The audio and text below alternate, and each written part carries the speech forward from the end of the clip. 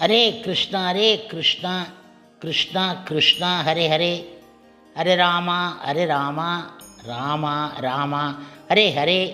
குட்டி கதைகள் 288.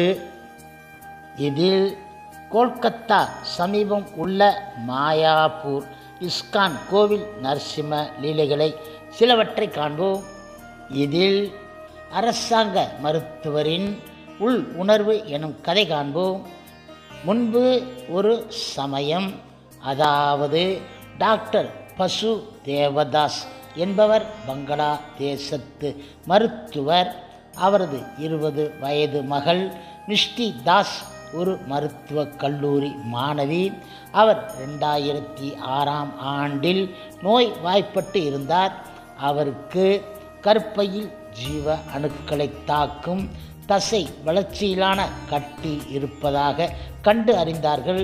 அவள் பம்பாய்க்கு கொண்டு வரப்பட்டு சிகிச்சையும் துவக்கப்பட்டு விட்டது. ஆனால் விரைவில் மருத்துவர்கள் அவரை கை விட்டு விட்டார்கள். டாக்டர் தாஸ் பம்பாய் ஜுகுவில் உள்ள இஸ்கான் கோவிலுக்கு சென்றார். நடக்கப் போகும் மாயாப்பூர் நரசிங்க சதுர்த்தசி விழாவை பற்றின ஒரு சிறு கையேட்டை ஒரு பக்தர் இவரிடம் அளித்தார். டாக்டர் தாஸ் அந்த விழாவில் பிறகு கலந்து கொண்டார். அங்கு அவர் மாயாப்பூர் ஸ்ரீ நரசிங்கதேவரின் லீலைகள் அடங்கிய சிறிய புத்தகத்தை வாங்கியிருந்தார்.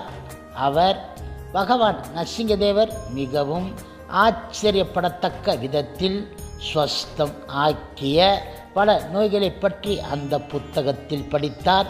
பகவான் நரசிங்கதேவரின் கருணையால் தன்னுடைய மகளின் நோய் நிவர்த்தியாகும் என நம்பினார். அவர் பங்களாதேசத்திற்கு திரும்பிச் சென்று பிறகு மாயாப்பூரில் உள்ள முழுமுதற் கடவுள் மற்றும் பரம புருஷ பகவான் ஸ்ரீ கிருஷ்ணரின் அவதாரமான பகவான் நரசிங்கதேவரின் பூஜாரியை தொடர்பு கொண்டார். அவர் தன் மகளின் உயிரை காப்பாற்ற பகவான் நரசிங்க தேவரிடம் வேண்டி அவருக்கு பிரத்யேகமான ஒரு பூஜையை செய்யுமாறு பூஜாரியை வேண்டினார். உடனடியாக மிஷ்டியின் உடல் நலம் முன்னேற்றம் அடைய தொடங்கிவிட்டது. தற்போது சிறிதாக அவள் தன் சுய நிலைக்கு திரும்பிக் கொண்டு இருக்கின்றாள். இப்பொழுது டாக்டர் வாசுதேவ் தாஸ் அவர்கள் பகவான் நரசிங்கதேவரின் கருணையை பார்த்து மிக மிக ஊக்கம் அளிக்கப்பட்டு பகவானின் லீலைகள் அடங்கிய புத்தகத்தை பிரசுரித்து பங்களாதேசத்தில் விநியோகித்தார்.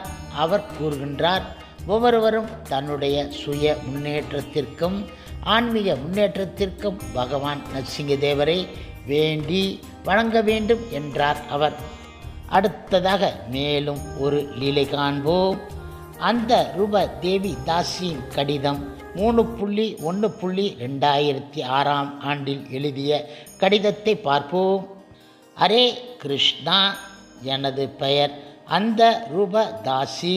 சில பிரபுபாதாவினால் மியாமி புளோரிடாவில் தீட்சை அளிக்கப்பட்டேன். என்னுடைய கல் ஈரல் வீக்க நோயில் இருந்து விடுபட்ட கதையை கூறுமாறு என்னை கேட்டுக்கொண்டார்கள்.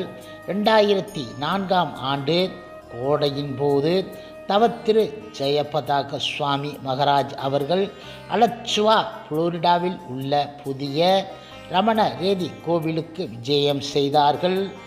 இப்பொழுது நான் மகாராஜாவை அணுகி இந்த உலகத்தில் இருந்து விடுபட்டு செல்வதற்காக அவருடைய ஆசீர்வாதத்தை வேண்டினேன்.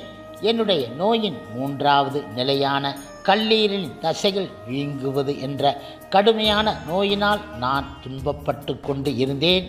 பல பக்க விளைவுகள் உடன் கூடிய 45% மட்டுமே நோய் நிவர்த்தியாகும் வாய்ப்புள்ள 48 வார காலம் தொடரும் சிகிச்சை எனக்கு அளிக்கப்பட்டு வந்து கொண்டு இருந்தது.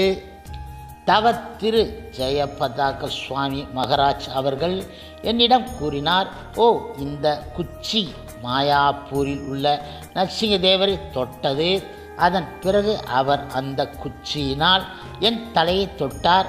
அன்று இரவு எனக்கு நோய் வந்து அது நீங்குவது போன்று ஒரு கனவு வந்தது. அடுத்த நாள் காலையில் எனக்கு புளோரிடா பல்கலைக்கழகத்தில் இருந்து ஒரு தொலைபேசி அழைப்பு வந்தது. அப்போது மருத்துவர்கள் என்னிடம் கூறினார்கள், உங்களுக்கு வாழ்த்துக்கள், நீங்கள் கல்லீரல் நோயில் இருந்து விடுபட்டு விட்டீர்கள். 8 வாரத்திற்கு பிறகு தொற்று நோய் கிருமிகள் செயலற்று போய்விட்டன. முக்கியமாக நான் இறப்பை உண்டாக்கக்கூடிய கொடிய கல்லீரல் வீக்க நோயினால் பாதிக்கப்பட்டு இருந்தபடியால் மருத்துவர்கள் அதிக ஆச்சரியப்பட்டார்கள். நான் இந்த சிகிச்சை தொடங்கும் போது நான் பகவான் நரசிங்கதேவரை ஒவ்வொரு நாளும் வேண்டிக் கொண்டேன். ஓ, தங்களுடைய சித்தம் எதுவோ நீங்கள் இந்த உலகில் இருந்து என்னை எடுத்துக்கொள்ளலாம், அல்லது நீங்கள் என்னை இந்த நோயில் இருந்து விடுவிக்கலாம். எது எனக்கு தகுதியோ, எப்படி இருப்பினும் என்னை எப்போதும் தங்கள் தூய பக்தி தொண்டில் ஈடுபடுத்துங்கள். பகவானே நன்றி, எனக்கு 2வது வாய்ப்பு அளித்தமைக்காக எனக்கு நேரம் ஒதுக்கியமைக்கும் நன்றி என கூறியுள்ளார். ஹரே கிருஷ்ணா ஹரே கிருஷ்ணா கிருஷ்ணா கிருஷ்ணா ஹரே ஹரே, ஹரே ராமா ராமா ராமா ஹரே ஹரே. சில பிரபுபாதரின் சேவையில் இஸ்கான் பக்தர்கள்.